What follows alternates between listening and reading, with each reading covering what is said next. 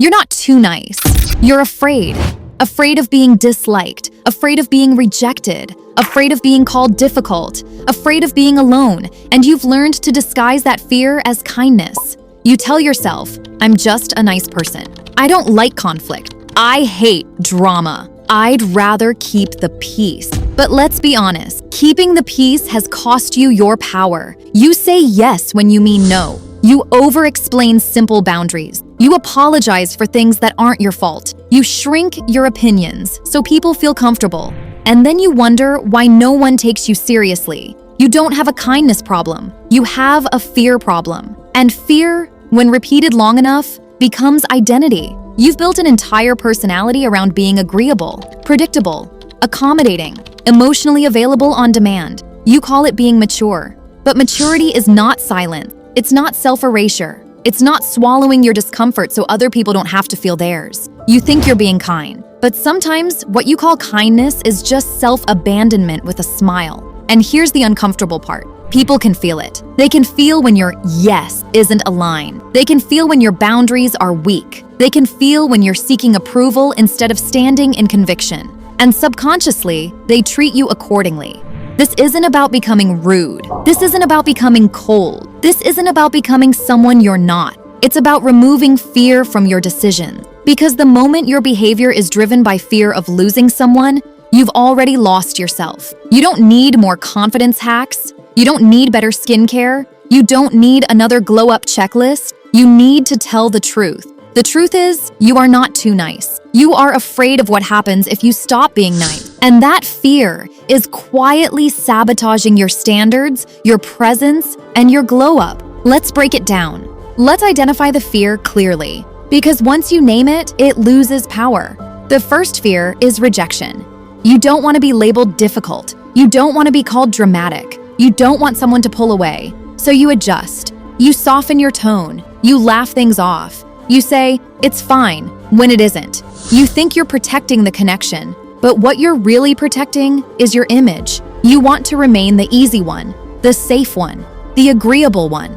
Because if people leave, you take it personally. So you try to control the outcome by controlling yourself. The second fear is abandonment. Somewhere along the way, you learned that love feels uncertain. Maybe attention was inconsistent. Maybe approval was conditional. Maybe being good earned you praise. So now, you equate compliance with security. If I don't create problems, they won't leave. If I don't demand more, they'll stay. I know this is If I difficult don't for you, complain, but we need I to address won't it be now. replaced. But here's the uncomfortable reality. When you lower your standards to avoid abandonment, you abandon yourself first. And self-abandonment creates resentment. So You start I told feeling them we need to unseen, reconsider the whole plan. underappreciated, Oh, really? emotionally What did he say exhausted. to that? I'm so sorry Yet, about that. you Sorry, keep I'm repeating the sorry. I'm pattern sorry, I keep doing this. because fear feels safer than risk. The third fear is confrontation. You associate confrontation with How can you treat me like chaos, this? Because you wouldn't listen. I had a raised choice. You weren't my voices, Don't you dare blame me. awkward silence, emotional tension. So you convince yourself that silence equals maturity. But silence is not maturity. Maturity is being able to say, that doesn't work for me, without emotional collapse. Avoiding confrontation doesn't eliminate tension. It just internalizes it. You don't explode outward, you implode inward. And over time, that internal tension turns into anxiety. You start doubting yourself. Was I too sensitive? Was I expecting too much? Am I overreacting? No. You just ignored your intuition long enough that you stopped trusting it. The fourth fear is being alone. This one is rarely admitted. You tolerate behaviors because the alternative feels scarier. You accept inconsistency because loneliness feels heavier. You stay accessible because distance feels threatening. But here's the paradox. When you make decisions from fear of being alone, you attract dynamics that make you feel alone anyway. Surrounded, but unseen. Chosen, but not valued. Present, but not prioritized. Because fear-based energy is detectable. When you act from fear, your behavior becomes overgiving. And overgiving shifts the balance. Not because giving is wrong, but because when giving is rooted in fear, it becomes negotiation.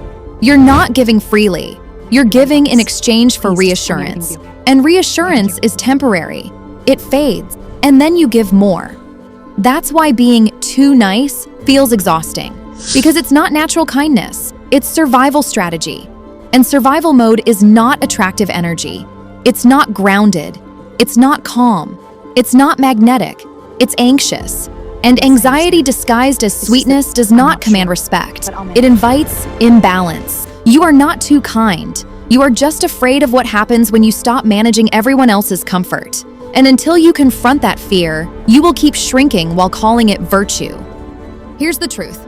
This is the part nobody says out loud. Being nice does not automatically earn respect. It earns comfort. And comfort and respect are not the same thing. Comfort says, she's easy. She won't challenge me. She'll understand. Respect says, I need to show up properly. I can't be careless here.